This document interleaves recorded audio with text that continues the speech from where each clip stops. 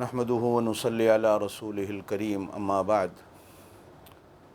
اعوذ باللہ من الشیطان الرجیم بسم اللہ الرحمن الرحیم یا ایہا الذین آمنوا کتب علیکم الصیام کما کتب علی الذین من قبلکم لعلکم تتقون قال النبی صلی اللہ علیہ وسلم قال اللہ تعالی الصوم لی وانا اجزی بہ وفی روایت الصوم لی وانا اجزا بہ او کما قال علیہ الصلاۃ والسلام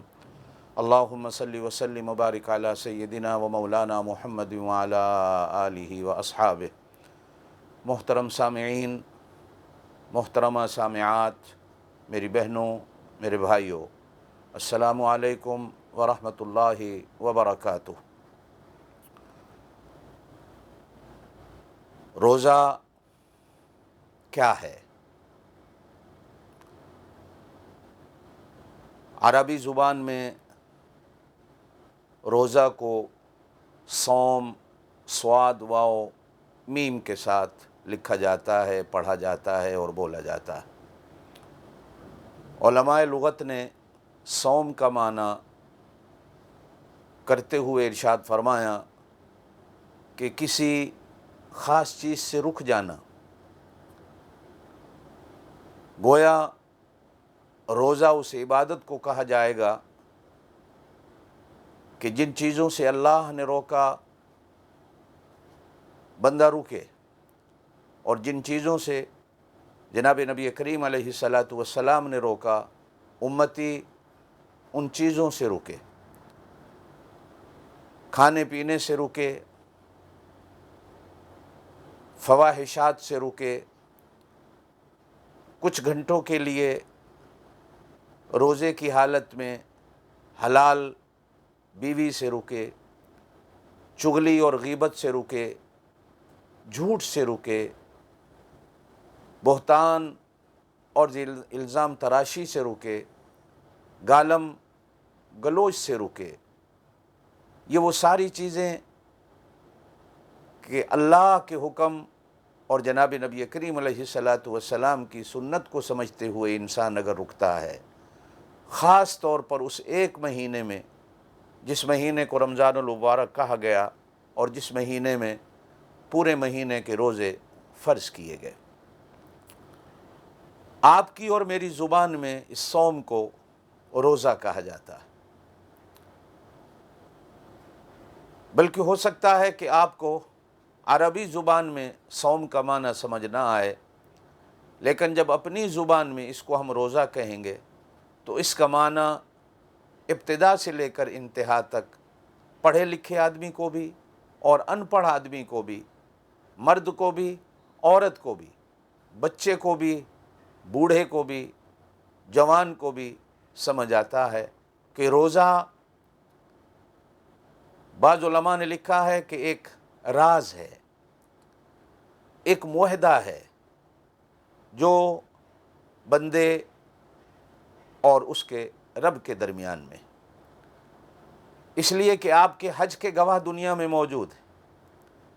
آپ کی نمازوں کے گواہ دیکھنے والے دنیا میں موجود ہیں، آپ کے زکوٰۃ صدقات خیرات کے گواہ دیکھنے والے دنیا میں موجود ہیں، نوافل اور تہجد ادا کرتے وقت گھر کے لوگ آپ کو دیکھنے والے اور اس کے گواہ موجود ہیں، حتیٰ کہ ہر نیکی کے گواہ اور دیکھنے والے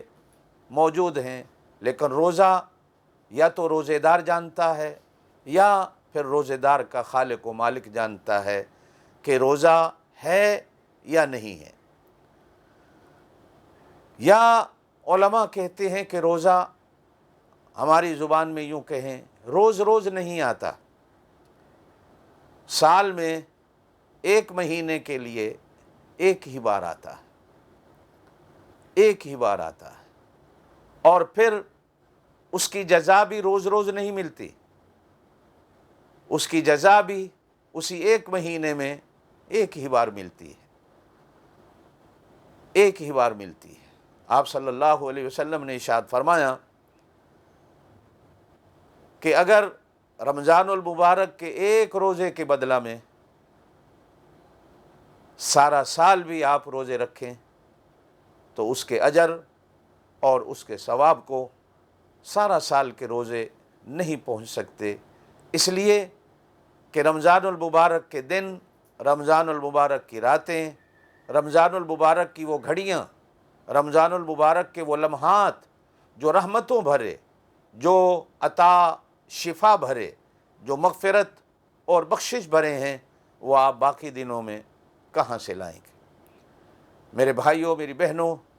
روزہ، بلکہ اگر میں یوں کہوں تو غلط نہیں، بزرگان دین سے سنا ہے کہ اللہ کی صفات میں سے ایک وہ صفت ہے کہ وہ نہ کھاتا ہے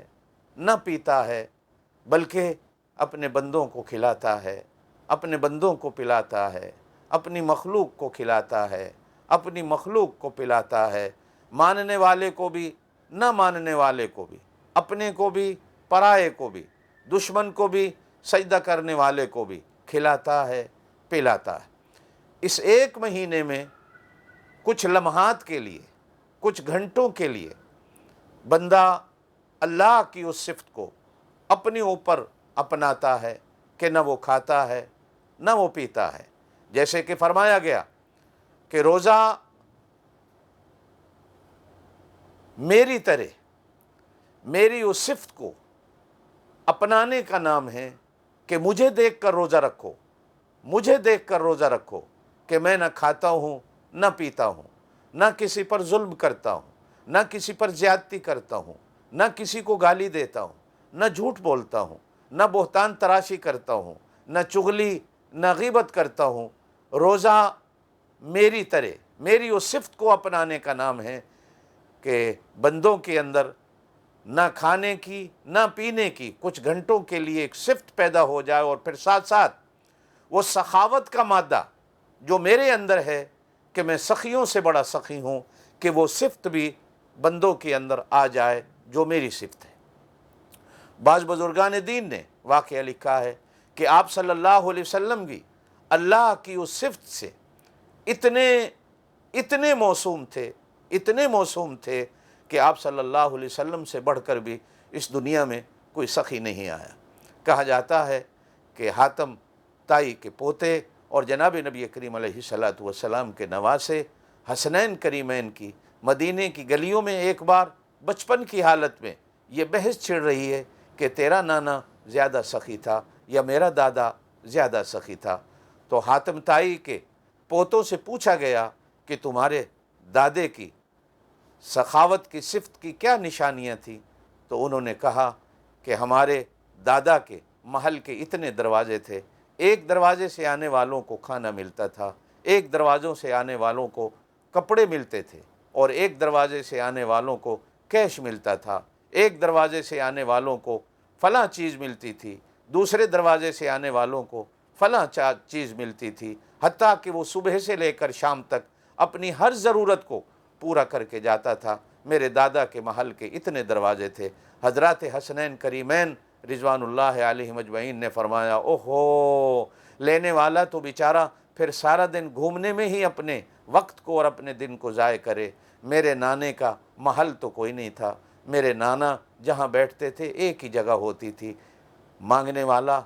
ایک ہی جگہ سے آ کر ایمان بھی لے جاتا تھا، لینے والا ایک ہی جگہ سے آ کر بادشاہیاں بھی لے جاتا تھا، لینے والا ایک ہی جگہ سے آ کر جنت کو بھی لے جاتا تھا، لے جانے والا ایک ہی جگہ سے آ کر ولایت کو بھی لے جاتا تھا، لینے والا ایک ہی جگہ سے آ کر امامت کو بھی لے جاتا تھا، اور لینے والا ایک ہی جگہ سے آ کر امانت، سعادت، صداقت اور سخاوت کو بھی لے کے جاتا تھا۔ اسے ایک ہی لحظے میں سب کچھ مل جایا کرتا تھا۔ میری بہنوں، میرے بھائیوں، کاش کہ ہمارا وہ روزہ ہو جائے کہ جو روزہ اللہ کی صفات میں سے ایک صفت ہے کہ میں اگر کھانے پینے سے رک کر اللہ کی اس صفت کو تھوڑے گھنٹوں کے لیے اپنے نفس پر اپناتا ہوں تو ساتھ ساتھ میرے اوپر اللہ کی وہ صفت بھی آ جائے کہ میرا اللہ سخی ہے۔ وہ اپنوں کے لیے بھی اور بیگانوں کے لیے بھی، اس نے جہاں موسیٰ کے لیے اپنے رزق کے دروازوں کو بند نہیں کیا، وہیں اس نے فرعون کے لیے بھی اپنے رزق کے دروازوں کو بند نہیں کیا۔ جہاں اس نے ابراہیم علیہ السلام کے لیے اپنے رزق کے دروازوں کو بند نہیں کیا، وہیں اس نے نمرود کے لیے بھی اپنے رزق کے دروازوں کو بند نہیں کیا۔ جہاں اس نے کملی والے علیہ السلام کے لیے اپنے سخاوت کے دروازوں کو اور اپنے رزق کے دروازوں کو بند نہیں کیا، وہیں اس نے ابو جہل کے لیے بھی اپنی سخاوت اور اپنے رزق کے دروازوں کو بند نہیں کیا۔ بلکہ قرآن پاک ہی کی ایک صورت میں جناب ابو بکر صدیق رضی اللہ تعالیٰ عنہ کے بارے میں کہا جاتا ہے کہ جب حضرت عائشہ رضی اللہ تعالیٰ عنہ پر منافقین مدینہ نے تہمت لگائی، جن میں کچھ اپنے بھی شکار ہوئے جو جناب ابو بکر صدیق رضی اللہ تعالیٰ عنہ کے ماہانہ وظیفے پہ پلتے تھے، جن کے گھر ان کے ماہانہ وظیفے پہ چلتے تھے، تو حضرت ابو بکر صدیق رضی اللہ تعالیٰ عنہ کے دل میں خیال آیا کہ یہ میرے وظیفے پہ پلتے ہیں اور انہوں نے ہی میری بیوی میری بیٹی پر بہتان اور الزام لگانے والوں کے ساتھ ہو کر میری عزت کا خیال نہیں کیا، تو کیوں نہ میں ان کے وظیفے کو بند کر دوں، میں کیوں نہ ان کو جو دیتا ہوں وہ بند کر دوں۔ تو اللہ پاک نے کہا نہیں میرا ابو بکر، یہ سخاوت کی نشانی نہیں ہے، یہ سخاوت کی نشانی نہیں ہے۔ میری طرف دیکھو، لوگ مجھے نہیں مانتے، لوگ میرا انکار کرتے ہیں، لیکن میں نے کبھی ان پر اپنی سخاوت اور اپنے رزق کے دروازوں کو بند نہیں کیا۔ آپ بھی چونکہ صدیق ہیں،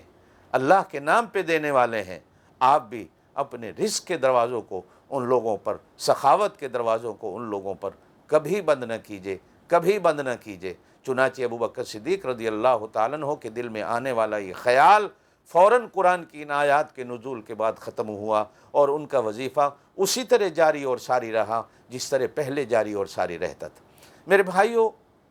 میری بہنوں، روزہ ہمیں ایک درس دیتا ہے کہ یہ اللہ اور بندے کے درمیان میں ایک راز و نیاز کی چیز ہے۔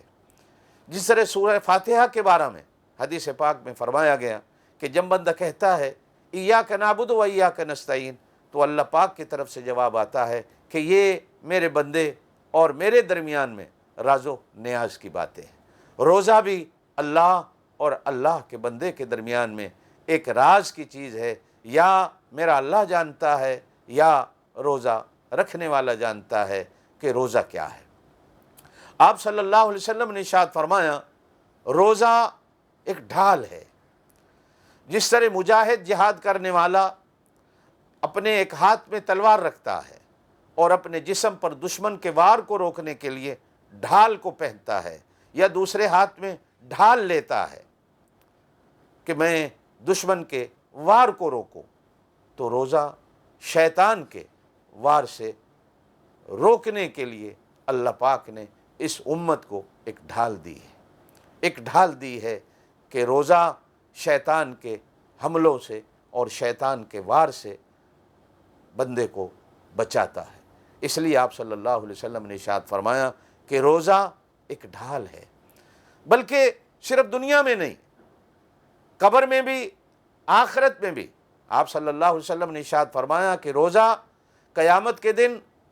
شفاعت کرنے والا ہوگا، قبر میں روزے دار کو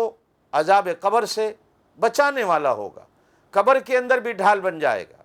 قیامت والے دن بھی ڈھال بن جائے گا کہ اللہ کے عذاب سے، اللہ کی پکڑ سے روزے دار کو بچایا جائے۔ چنانچہ آپ صلی اللہ علیہ وسلم نے ارشاد فرمایا کہ اللہ پاک روزے کی اس شفاعت کو قبول کرتے ہوئے روزے دار کو عذاب قبر سے، اور روزے دار کو قیامت کے دن کی سختیوں سے، اور روزے دار کو جہنم کے عذاب سے بچا لیتے ہیں۔ روزہ ایک ڈھال ہے، روزہ ایک راز ہے جو اللہ اور بندے کے درمیان میں ہے۔ روزے دار سخت گرمی کے حالت میں بھی گھر بیٹھا ہے، نہانے کو دل کرتا ہے، چھپ کر نہاتا ہے، دروازہ بند ہے، دیکھنے والا کوئی نہیں، اگر وہ 2 گھونٹ پانی کے گلے میں لے بھی لے تو کوئی دیکھنے والا نہیں، لیکن گرمی کی حالت میں بھی وہ کلی کر کے پانی کو منہ سے نکال کے پھینک دیتا ہے کہ میرا اللہ تو مجھے دیکھ رہا ہے۔ افطاری کے وقت ہر چیز ٹیبل پہ موجود ہوتی ہے، ہر چیز دسترخوان پر موجود ہوتی ہے۔ چھوٹا بچہ کھانے کی طرف ہاتھ بڑھاتا ہے تو اس کی اماں اس کے ہاتھ پر ہاتھ مار کر کہتی ہے ابھی وقت نہیں ہوا۔ کھانے کی خوشبوئیں انسان کو فریفتہ کر رہی ہوتی ہیں، دل کرتا ہے ہاتھ بڑھا کر کھا لیا جائے، لیکن ایک راز ہے کہ وہ اس انتظار میں ہوتا ہے کہ میرے اللہ کا حکم کب آئے گا، کب سورہ غروب ہوتا ہے، کب مؤذن کہے گا اللہ اکبر۔ جب اللہ کا نام بلند ہوگا اس وقت جتنی بھی بھوک لگی ہوئی ہو، جتنی بھی پیاس لگی ہوئی ہو، ہاتھ بڑھانے کو تیار نہیں، بلکہ ادھر دیکھنے کو تیار نہیں۔ حالانکہ دوسرے وقتوں میں ان اوقات کے علاوہ آدمی صبر نہیں کرتا، کھانے سے پہلے سلاد آتی ہے تو ہاتھ بڑھا کر سلاد کی پلیٹ کو خالی کر جاتا ہے کہ جب باقی کھانا آئے گا دیکھا جائے گا، پہلے اس سے تو پیٹ کو بھر لیا جائے۔ لیکن روزہ انسان کو اس چیز سے روکتا ہے، اس لیے کہ اللہ اور بندے کے درمیان میں روزہ ایک عہد اور روزہ ایک معاہدہ ہے۔ ہمیں کہا گیا بسم اللہ الرحمن الرحیم یا ایھا الذین آمنوا، اے ایمان والو، اوفوا بالعقود، اپنے عہد کو، اپنے وعدوں کو پورا کرو۔ جب بندہ بندوں سے وعدہ کرتا ہے، جب بندہ بندوں سے عہد کرتا ہے، جب بندہ بندوں سے زبان کرتا ہے، جہاں اس کو پورا کرنے کا حکم ہے، اور جب مالک الملک سے بندہ وعدہ کرتا ہے، جب اپنے خالق و مالک سے بندہ ایک عہد کرتا ہے، جب بندہ اپنے خالق و مالک سے ایک راز کی بات کرتا ہے، ایک راز کا معاہدہ کرتا ہے، جب وہ اس کو پورا کرتا ہے اللہ کے حکم سے، تو اللہ اس پہ بندے کو کیا دیں گے۔ اس لیے حدیث پاک کے اندر فرمایا گیا کہ یہ سب کچھ میرے لیے کرتا ہے، الصوم لی وانا اجزی بہ، کہ باقی تمام اعمال کا اجر لکھنے والے فرشتوں کو حکم ہوتا ہے لکھو، لیکن جب روزے دار روزہ اللہ کے لیے رکھتا ہے تو اللہ پاک فرشتوں سے حکم دے کر پرے ہٹا کر کہتے ہیں کہ یہ میرے لیے سب کچھ تھا، یہ میرے اور اس کے درمیان میں راز و نیاز، وعدہ و وعید تھا، اس کی جزا، اس کا بدلہ میں خود اپنے ہاتھوں سے لکھوں گا۔ میرے دوستوں، میری بہنوں، میرے بھائیوں، پھر رب کریم، وہ خالق و مالک، سب سے بڑے سخی، سب سے بڑے مالک الملک، وہ بے حساب دینے والا، جب اپنے ہاتھ سے اس کی جزا لکھتا ہوگا تو معمولی نہیں، درمیانی نہیں، بلکہ اپنی شان کے مطابق، اپنی عظمت کے مطابق، اپنے مرتبے کے مطابق لکھتا ہوگا۔ اور حدیث کا دوسرا ٹکڑا علماء محدثین نے لکھا ہے کہ ہر عمل کا بدلہ جنت ہے، ہر عمل کا بدلہ جنت ہے۔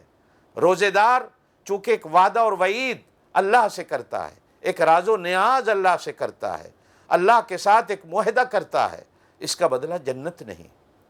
بلکہ فرمایا وَأَنَا أُجْزَىٰ بِهِ، کہ اس کے بدلے میں اپنی ذات کو خود پیش کر دیتا ہوں، اس کے بدلے میں خود اپنی ذات کو پیش کر دیتا ہوں کہ میرا بندہ تیرے ہر عمل کا اجر جنت ہے، لیکن تیرے اس عمل کا بدلہ جنت نہیں، بلکہ جنت کا خالق و مالک اللہ خود ہے۔ اولیاء کرام نے ہمیں ایک دعا سکھائی ہے کہ دعا مانگا کرو اللہ پاک سے، جہاں اور چیزیں مانگتے ہو کبھی اللہ سے یوں بھی کہہ لیا کرو کہ اللہ میں تجھ سے تجھے مانگتا ہوں، اللہ میں تجھ سے تجھے مانگتا ہوں، تو میرا ہو جا، میں تو تیرا ہوں ہی ہوں، اے اللہ تو میرا ہو جا، اے اللہ تو میرا ہو جا۔ اور جب اللہ بندے کا ہو جاتا ہے تو ساری دنیا اور ساری مخلوق اس بندے کی اللہ پاک محتاج کر دیتا ہے۔ میری بھائیوں، میری بہنوں، روزہ ایک عجیب عبادت ہے، ایک عجیب عبادت ہے۔ ہر عبادت میں ریا ہے، روزہ ایک ایسی عبادت ہے جس میں ریا کوئی نہیں، جس میں دیکھنے والا اللہ کے سوا کوئی نہیں۔ نماز میں ریاکاری ہو سکتی ہے، زکوٰۃ و خیرات میں ریاکاری ہو سکتی ہے، حج میں ریاکاری ہو سکتی ہے، ہر نیک عمل میں ریاکاری ہو سکتی ہے، لیکن روزے دار میں، روزے والی عبادت میں کسی قسم کی ریا نہیں ہو سکتی، اس لیے کہ یہ ریا صرف اللہ کے سامنے ہے، یا اللہ جانتا ہے یا اللہ کا بندہ جانتا ہے۔ اللہ آپ کو مجھے عمل کی توفیق دے۔ زندگی رہی تو روزے کے بارے میں باقی باتیں اگلے انشاءاللہ وقت میں کریں گے۔ سبحان ربک رب العزت عما یصفون وسلام علی المرسلین والحمد للہ رب العالمین۔